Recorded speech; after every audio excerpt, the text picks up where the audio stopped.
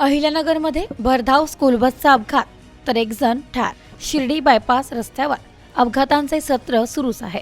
अहिल्यानगर जिल्ह्यात मागील काही दिवसात अपघातांचे प्रमाण चिंताजनक झालं आहे. दरम्यान आता एका स्कूल बसच्या अपघाताचे वृत्त आहे. यात एक महिला ठार झाली असल्याची माहिती समजतीये.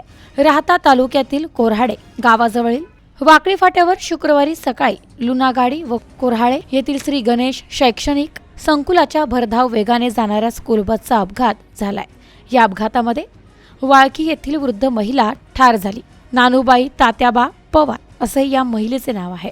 सकाळी 7:30 वाजता गणेश संकुलाच्या विद्यार्थ्यांची बस कोऱ्हाळे बायपास मार्गे मुलांना घेऊन जात होती. वाकडी फाट्यावर आली असता वाकडी गावातील तात्याबा तुकाराम पवार आपली पत्नी नानूबाई तात्याबा पवार हे लुना गाडीवर रेशन भरण्यासाठी जात होते.